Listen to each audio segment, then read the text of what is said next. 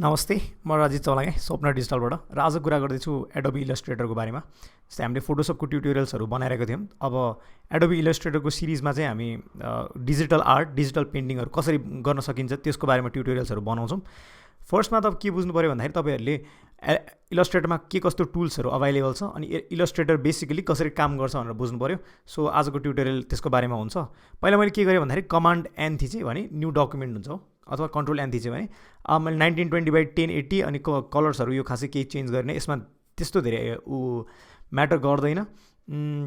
तर यो साइज चाहिँ तपाईँले आफ्नो जति मिनिमम हुनुपर्ने हो त्यति राखिराख्दा हुन्छ। सो स्ट्यान्डर्ड मैले राखेँ अहिलेलाई चाहिँ 1920x1080 राखेर ओके गरिदियो। सो एउटा डकुमेन्ट बन्छ यो गऱ्यो भने। अनि इलस्ट्रेटरमा तपाईँले के गरिराख्नुहुन्छ भन्दाखेरि धेरै आर्ट गर्दाखेरि त्यो आर्टको डिफ्रेन्ट सेक्सन, मिनी सेक्सनहरू बनाइराख्नु भन्छ। त्यही भएर कमान्ड एन थिचेर नयाँ डकुमेन्ट बनाएर नयाँ सेप्सहरू अथवा नयाँ कुराहरू बनाउन चाहिँ तपाईँले सिकिहाल्नुपर्छ, त्यो हात बसाल्नुपर्छ भनौँ न। फर्स्टमा त के हुन्छ, फर्स्टमा त मुभ टुल हुन्छ हाम्रो, मुभ गर्ने टुल। पहिला के गरौँ भन्दाखेरि यहाँ सेप देखाइरहेको छ जुन, त्यो सेप टुल सिकौँ हो। पहिला रेक्ट्याङ्गल भनिन्छ। अब मलाई यहाँ एउटा सिङ्गल क्लिक गऱ्यो भने यसले कति विड्थ र कति हाइट दिने भनेर यसले डिटर्माइन गर्न आँट्यो। तर मलाई अहिले क्यान्सल गरिदिएँ, किन भन्दाखेरि म आफै यसरी सेप दिन सक्छु हो।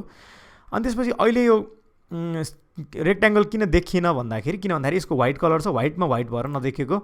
सो मैले ओरेन्ज बनाइदिएँ हो, देखियो। अब मैले रेक्ट्याङ्गल टुल सेलेक्ट भइरहेको छ नि त यहाँ। रेक्ट्याङ्गल टुल सेलेक्ट गर्दाखेरि फेरि अर्को रेक्ट्याङ्गल भन्छ। तर मैले कमान्ड जेड गरेँ, यसलाई मुभ गर्न मन लाग्यो भने भी थिच्छु अनि अर्को मुभ टुल आउँछ अनि त्यसपछि यसलाई मजाले मुभ गर्छु। अनि स्केल गर्न मन लाग्यो भने म यता साइडमा जान्छु कर्नरतिर अनि त्यसपछि यसलाई स्केल गर्छु। सो के गर्छ, नर्मली यसले स्केल गर्दाखेरि त्यो कन्स्ट्रेन्ट हुँदैन विड्थ र हाइटको, जुन मन लाग्छ त्यसमै अथवा जुन पोइन्टमा म लान्छु त्यसरी स्केल गर्छ। तर मैले सिफ्ट थिचेँ भने चाहिँ यसले स्केल मिलाएर स्केल गर्छ।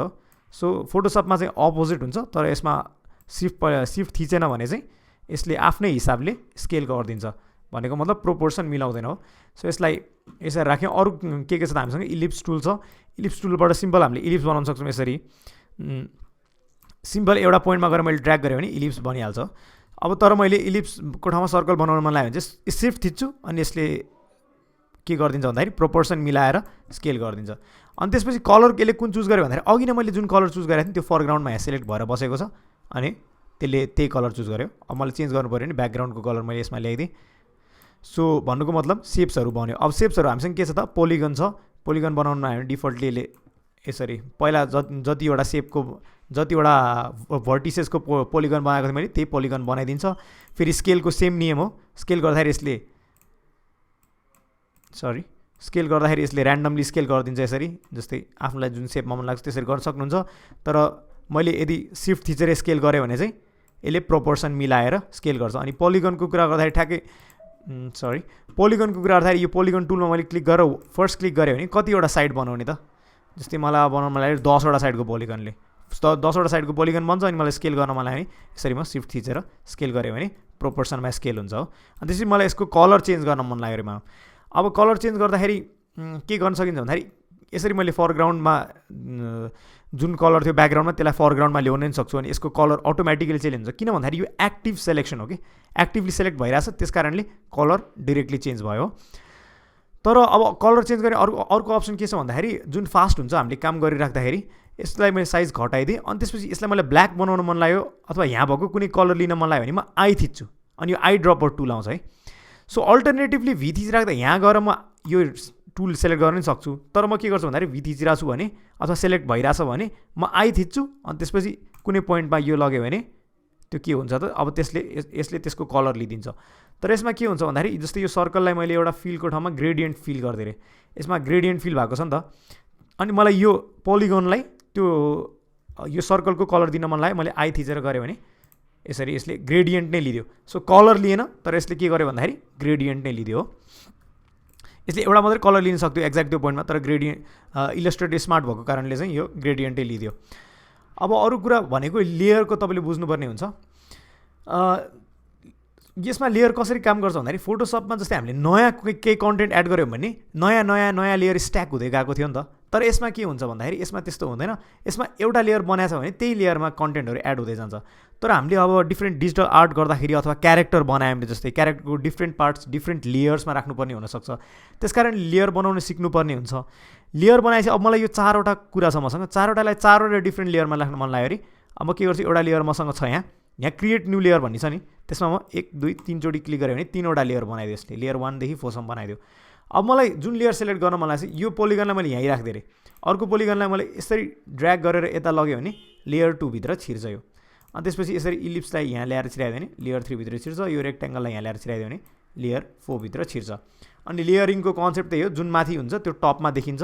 जस्तै यसरी मैले यहाँ राखेँ भने अथवा यो ब्ल्याक ल्याउँ, ब्ल्याक भित्र छिर्यो नि त, किन भन्दाखेरि ब्ल्याक लेयर 2 भनेर तल छ, लेयर 3 माथि छ नि त, त्यही भएर लेयर 3 बढी देखियो। सो लेयरिङको कन्सेप्ट त्यही हो।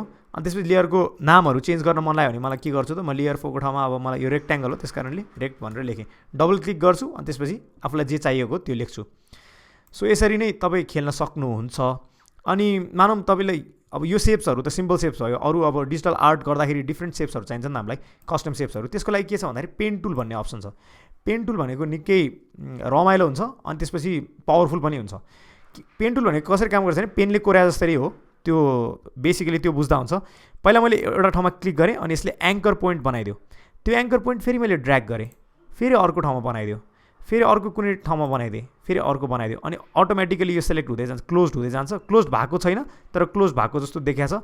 सो मैले अझै एङ्कर पोइन्टहरू राख्न मिल्छ, जस्तै यता राखिदिएँ अरे, अनि फेरि यता राखिदिएँ अरे, अनि फेरि यता राखिदिएँ अरे, अनि फेरि यता राखिदिएँ अरे, अनि त्यसपछि अब मैले क्लोज गरिदिएँ। सो मेरो यो ऱ्यान्डम सेप बन्यो अनि मैले भी थिचेँ भने अब यसलाई मैले मुभ गर्न मिल्छ।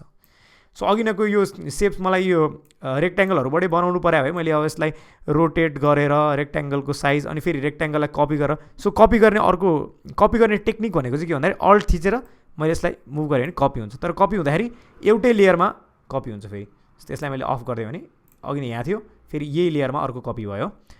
अनि यसलाई कपी गरेर यसरी मिलाएर यसको साइजहरू चेन्ज गरेर, सो यस्तै यो सेप बनाउनु पर्ने हुनसक्थ्यो भने अनि मैले यसलाई डिलिट गरिदिएँ। अब तर मैले पेन टुल युज गरेँ भने चाहिँ के भयो भन्दाखेरि पेन टुल युज गरेपछि कस्टम सेप्सहरू मजाले बन्ने रहेछ हो। सो पेन टुल युज गरेर मैले कुनै यसरी सेप बनाउन सक्छु, कुनै पनि सेप। अनि त्यसपछि पेन टुल सेलेक्ट गर्दाखेरि भी थिचेँ हो मैले, भी थिच्दाखेरि यो अब्जेक्ट सेलेक्ट हुन्छ।